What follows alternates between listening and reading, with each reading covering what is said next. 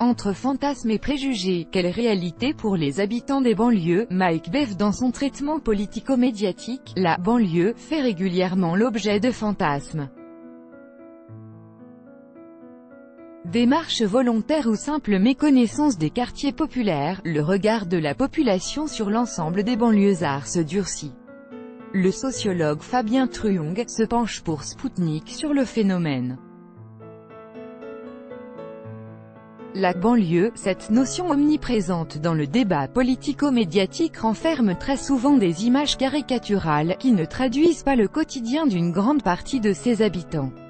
Spoutnik a essayé de mieux comprendre les problématiques rencontrées par cette majorité silencieuse et invisible, en interrogeant Fabien Truong, sociologue et professeur agrégé à l'Université Paris 8, auteur de nombreux ouvrages dont Loyauté radicale, l'islam et les mauvais garçons, de la Nation, édition.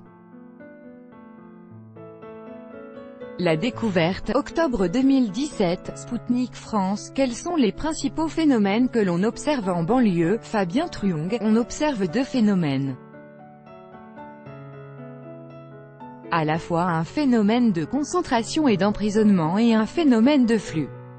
Quand on regarde les statistiques, il y a beaucoup de gens qui habitent dans ce que l'on appelle la banlieue, et qui la quittent notamment lorsque la mobilité sociale ou économique se met en œuvre, selon un rapport de l'Observatoire national de la politique de la ville. Entre 2015 et 2016, 6 ménages mobiles sur 10, soit 59%, ont emménagé dans un logement hors quartier prioritaire de la politique de la ville, QPV-NDLR.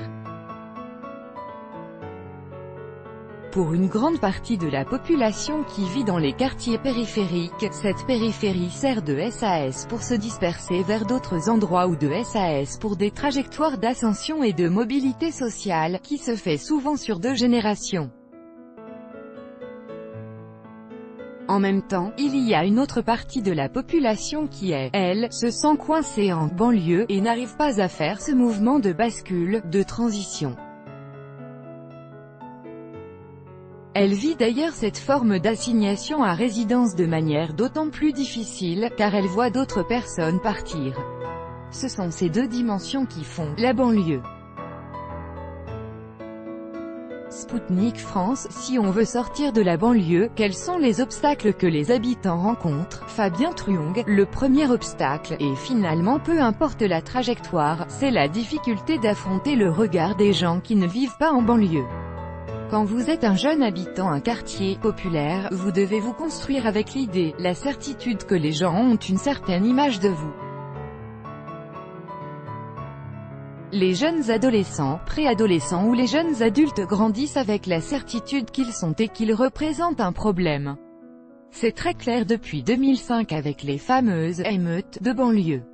Et si on prend la focale 2005 à 2015, on voit que le regard sur ces jeunes s'est considérablement durci. C'est une épreuve qui est commune à tous les banlieusards, en suivant à la fois des trajectoires de jeunes en train de réussir, dans le sens très français du terme, faire de longues études, ou alors des jeunes qui n'arrivent pas à réaliser cet idéal. Il y a cette même difficulté. L'épreuve du stigmate est commune à tous les banlieusards. Concernant les autres obstacles, il se pose la problématique des difficultés matérielles, économiques et sociales qui sont évidentes. Quand on est dans une société où les inégalités se sont accrues depuis les années 80, pour ces quartiers populaires qui concentrent les populations au bas de la hiérarchie sociale, eh bien ces inégalités sont toujours plus durement ressenties depuis une trentaine d'années. Spoutnik France. En quoi la question du regard est-elle importante et qu'implique-t-elle concrètement? Fabien Truong. Sous l'étiquette du « banlieusard » se joue une somme de stigmates. Il y a le stigmate du mépris de classe, de la couleur de peau et de l'illégitimité culturelle, quand par exemple vos parents n'ont pas fait d'études ou qu'il n'y a pas de livres à la maison. En outre, il y a également la question, pour ceux qui pratiquent la religion musulmane, du regard porté sur les musulmans, toujours plus suspicieux. Par ailleurs, il ne faut pas oublier la question du stigmate territorial. Enfin, le stigmate attaché à l'immigration et à tout ce qui est lié aux anciennes colonies françaises dans une histoire qui n'a jamais été ni très collective ni très simple. Tout cela ajoute un ensemble de strates qui, d'ailleurs, ne s'accumulent pas nécessairement les unes avec les autres. Sputnik France. Comment change-t-on ce regard? Fabien Truong. Ça peut paraître être soit un vœu pieux, soit presque naïf, mais c'est essentiel. Changer le regard sur ces quartiers, c'est changer beaucoup de choses. Sur la question de l'accès à l'emploi, un des problèmes principaux pour les entreprises qui n'embauchent pas ou qui se méfient des jeunes des quartiers, c'est très souvent qu'elles ne connaissent pas ces populations et qu'elles en ont peur. On est vraiment sur les conséquences à moyen terme de la non-mixité sociale. La ségrégation urbaine qui est à l'œuvre depuis plus de 20 ans fait que la question de l'altérité sociale est de plus en plus problématique, elle façonne nos représentations quotidiennes. Les jeunes qui deviennent immanquablement moins jeunes vont devenir des actifs qui vivent de plus en plus longtemps avec des gens qui leur ressemblent, socialement parlant. Cela nourrit des fantasmes de part et d'autre, et ces fantasmes, de l'autre côté du périphérique, ont des effets très concrets sur qui on va employer, qui on ne va pas employer, de qui on a peur, à qui on peut faire confiance. Sputnik France. En France, on sent une crise identitaire traverser le pays. Certaines personnes dénoncent des jeunes qui ne se sentiraient pas français, fantasme ou réalité? Fabien Truong. Il faut faire attention avec ces questions de ressenti, car c'est toujours lié aux questions de regard que l'on sent porter sur soi. On pourrait dire plusieurs choses, mais ce qui synthétiserait le mieux c'est comme disait un garçon avec lequel j'ai longtemps travaillé, vous savez notre problème c'est que l'on est français, mais pas français. Français, ça veut dire beaucoup de choses. Le fait de se sentir français quand de toute façon les jeunes qui habitent dans les quartiers populaires pour la plus grande partie d'entre eux sont nés en France, mais de ne pas se sentir autorisés à le revendiquer. Ils sont français même s'ils ont des parents qui sont nés ailleurs et sur plein d'aspects, ils se sentent français, mais jamais suffisamment dans le regard des autres. Vous ne vous sentez jamais complètement légitime. C'est comme si vous deviez le prouver à chaque fois dans une société française qui a bien du mal à traiter la question des origines. En France, on a une perception assez abstraite du citoyen français ou de la personne française. Typiquement, un jeune qui va à la fois supporter l'équipe de France ou par exemple l'équipe d'Algérie, donc l'équipe de ses parents ou même la sienne s'il a la double nationalité, très souvent on va avoir des discours disant qu'il y aurait là une forme de traîtrise. Si on est binational ou que l'on a une histoire riche avec deux pays, pourquoi on ne pourrait pas supporter les deux? Pour qui est le problème?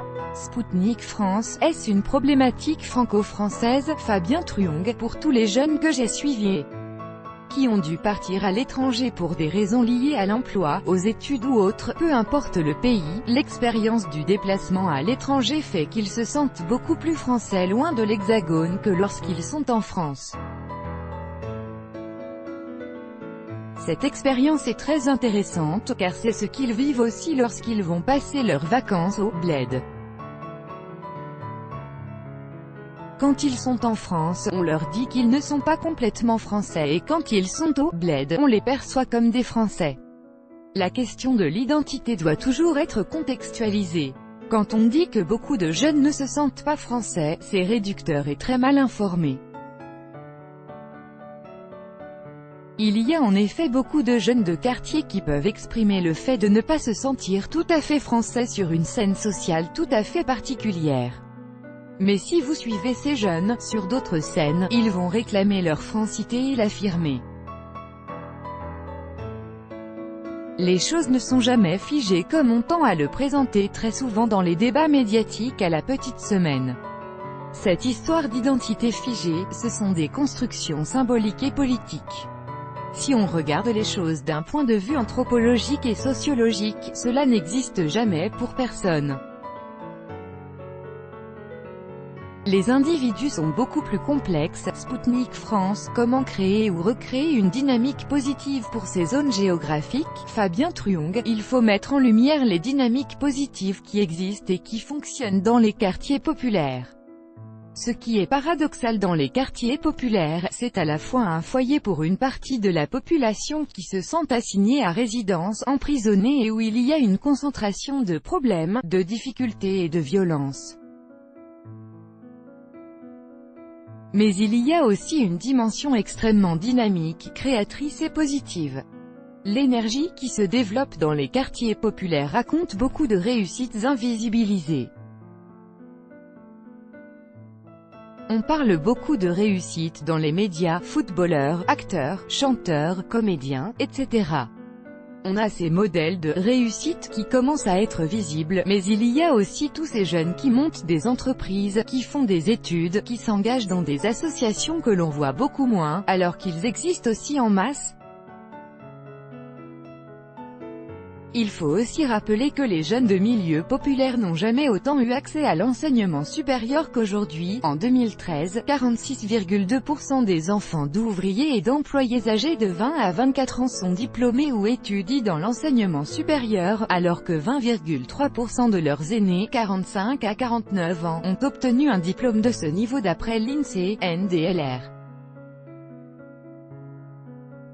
Cela ne veut pas dire que tout est parfait, loin de là, il y a encore beaucoup de reproduction sociale et reproduction scolaire à l'œuvre, mais il y a aussi cette dynamique-là, par ailleurs pas très bien acceptée par la génération précédente. Le rappeur Moa Lasquale va créer une collection en collaboration avec la marque Lacoste de l'autre côté du périph', de l'extérieur. De plus en plus de décideurs sentent bien qu'ils sont en train de rater quelque chose. On voit depuis 5 ou 6 ans qu'il y a de plus en plus d'initiatives qui sont mises en place pour que les grandes entreprises, les grandes écoles aient une meilleure connaissance de la richesse humaine qu'il y a dans les quartiers populaires. C'est la fameuse ode à la diversité. Bien évidemment, c'est une question liée à l'image de ces grands groupes ou de ces grandes écoles, mais on ne fera rien dans notre pays contre une part très importante de sa jeunesse. Ce n'est pas dans l'entre-soi que l'on va avoir de nouvelles idées, de la richesse intellectuelle et des solutions quand on sait que l'on est à bout de souffle.